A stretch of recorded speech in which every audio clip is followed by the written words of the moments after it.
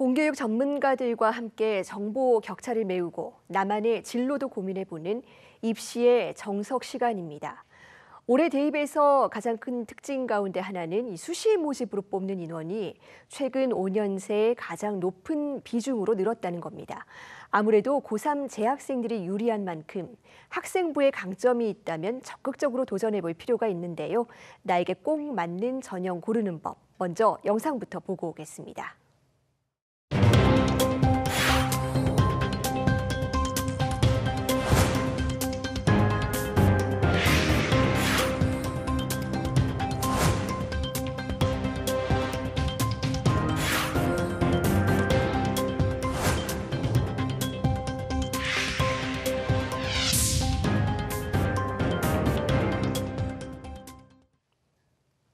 네, 이제 기말고사를 마치면 고3 수험생들은 본격적으로 수시 모집 준비에 들어가게 되는데요. 어떤 점을 주의하면 좋을지 서울여자고등학교 김선욱 선생님과 자세히 짚어보겠습니다. 선생님 어서 오세요. 안녕하세요. 예, 먼저 올해 수시 모집이 가장 중요한 특징부터 간단하게 정리 부탁드립니다. 네, 일단 수시 모집에서는 학생부 위주 전형으로 선발이 되는 부분들은 큰 특징 그대로 유지가 되고 있습니다. 그런데 잘 아시는 것처럼 의대 정원 확대와 무전공인 자유전공 학부 선발 확대가 가장 큰 특징이 될 것 같습니다. 또 주요 대학별로는 연세대 추천형이 교과 100의 수능최저학력 기준을 적용하고요. 고려대는 아주 오랜만에 논술 100%로 선발합니다. 또 한양대는 학생부 교과 전형과 종합 전형을 전면 개편했기 때문에 큰 변경 사항들이 있는 학교를 중심으로는 전년도 입시 결과를 참고해서 지원할 때 굉장히 큰 고려가 필요하고요.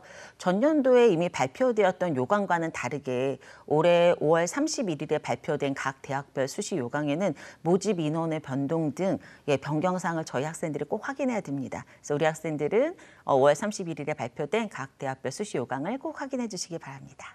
네, 수시 모집에서는 아무래도 이 학생부 위주 전형의 비중이 높습니다. 먼저 이 올해 의대 정원과 무전공 선발로 중요도가 높아진 이 학생부 교과 전형부터 살펴보겠습니다. 어떤 학생들이 지원하는 것이 좋습니까? 네, 학생부 교과 전형은 기본적으로 교과 100의 수능 최저학력 기준이 적용되는 대학이 가장 많습니다.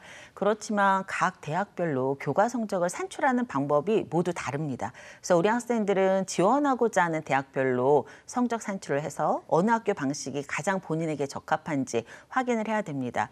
또 교과 전형이긴 하지만 서류를 반영하는 학교들이 있습니다. 고려대, 건국대, 경희대, 동국대 등에 지원하기 위해서는 종합전형처럼 서류가 준비되어 있는, 즉 생기부가 준비되어 있는 학생들이 지원하는 것이 적절합니다.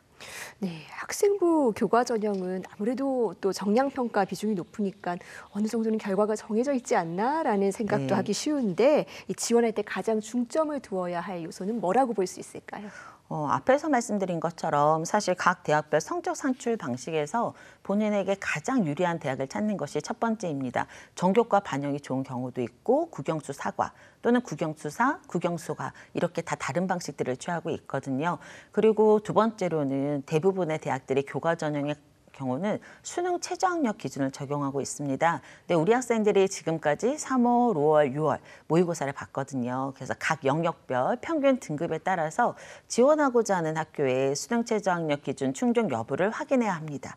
그리고 교과 전형의 경우는 사실 입시 결과가 굉장히 많이 오픈되어 있는 그런 전형인데 3개년의 결과를 반드시 확인하는 것이 필요합니다. 사실 교과 전형의 특성상 재학생들의 지원이 높고 합격률도 높은데요. 전년도에 저희가 수능이 굉장히 어려웠습니다. 그래서 수능 최저학력 기준을 미충족한 학생들이 굉장히 많아지면서 대학에서 발표한 70% 컷이 저희가 생각한 것과는 굉장히 다른 점수가 발표된 학교들이 있었습니다.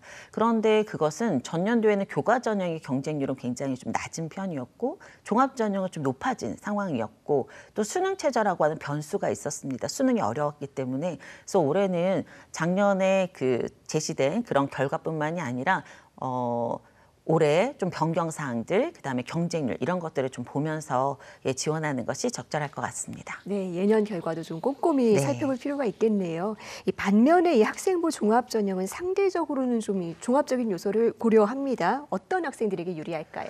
네, 종합전형의 취지 자체가 학교 생활에 충실한 학생을 선발하는 거거든요. 그리고 학업 역량, 진로 역량, 공동체 역량 등 대학에서 평가하고자 하는 요소들이 있습니다. 그런데 대학별로 이 평가 요소의 반영 비율이 다릅니다. 그래서 우리 학생들이 자신의 생활기록부 분석을 통해서 학업 역량을 좀 강화해서 선발하는 학교, 아니면 진로 역량을 많이 반영하는 학교, 이런 학교들을 좀 선택하는 것이 좀 합격에 유리할 것 같습니다. 네, 학생부 이 종합 전형의 경우에 이 전형 과정이 좀 뭐 간소화되었다고는 하지만 학생들은 조금 복잡하게 느끼기도 하거든요. 그렇다면 어떤 점에 집중해서 준비하는 것이 좋을까요? 우리 학생들은 이미 사실 종합전형을 지원하고자 하는 학생들은 준비가 많이 되어 있습니다. 네. 근데 이제 3학년 마무리가 되게 중요하니까요. 기말고사 종료 후에도 교과내에서 이루어지는 뭐 발표라든가 토론 이런 활동들이 있고요. 또 개인별 세부 능력 특기 사항이라고 해서 수업량 유연화 과정이 있습니다. 이런 활동들을 하면 3학년 활동으로 심화와 발전, 그다음에 교과의 특성에 딱 맞는 전공과 그 포인트가 맞는 활동들로 마무리할 수 있거든요. 그래서 우리 학생들이 좀 여름방학 때까지 좀 적극적으로 참여해주면 조금 더 좋을 것 같습니다. 네, 남은 기간도 끝까지 네. 최선을 다할 필요가 있겠습니다. 논술 위주 전형도 뭐 적지 않은 비중을 차지하고 네. 있는데 어떤 학생들이 지원하면 좋습니까? 일단 논술 전형 같은 경우는 교과 성적이나 모의평가 성적에 있어서 본인이 세모라고 생각하는 친구들이 있습니다. 네. 근데 보통 이런 친구들이 정시를 준비하겠다고 하지만 정시는 전 영역이 고르게 나와야 되거든요. 그래서 현실적으로 좀 어려운 부분들이 있기 때문에 논술 전형을 이럴 때 고려해 볼 수 있습니다. 특히 인문계열 학생들 같은 경우에 국어랑 사회가 좀 잘 되는 친구들, 그다음에 자연계열 친구들 같은 경우는 수학이 좀 잘 되는 친구들 같은 경우는 언어 논술과 수리 논술로 해서 본인의 강점을 살릴 수가 있습니다. 또 올해는 논술 전형으로 선발하는 신설하는 학교들, 고려대, 상명대, 을지대, 그리고 서경대는 폐지하겠다고 했다가 다시 인원을 늘려서 선발하거든요. 그리고 자유전공학부로 선발하는 이 대학들 같은 경우 교과 전형에서 많이 선발하지만 논술 전형에서도 선발해서 올해 논술 전형의 모집 인원이 늘어났습니다. 그래서 우리 학생들 같은 경우는 이런 기회를 잘 잡아서 논술 기출문제, 모의 논술 문제, 선행학습 연구평가 등을 확인하고 준비한 후에 지원하는 것이 적절할 것 같습니다. 네, 나름대로 또 학생들에게 보석 같은 또 네, 하나의 그렇죠. 기회가 될 수 있겠습니다.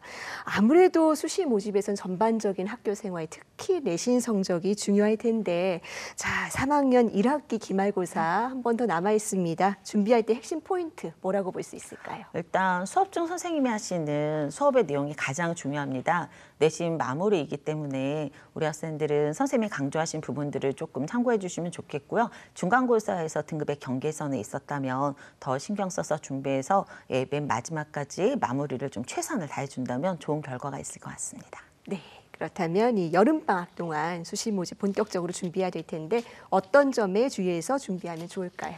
이미 내신 성적도 다 나와 있고 네. 생활기록부 활동까지 이제 마무리가 되고 있는 상황들인데 우리 학생들이 대학을 한 10개 정도 선택을 해서 본인에게 가장 적절한 전형, 그다음에 대학을 선택을 해야 됩니다.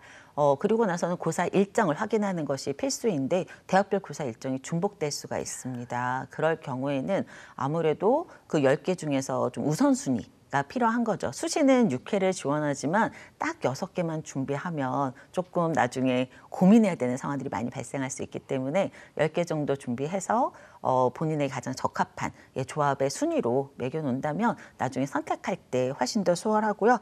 아무래도 방학 동안에는 대학별 고사를 준비해야 됩니다. 논술이나 면접 이런 부분들을 준비해서 본인의 역량을 좀 강화할 수 있도록 해야 할 것 같고요. 가장 중요한 건 무엇보다도 수능입니다.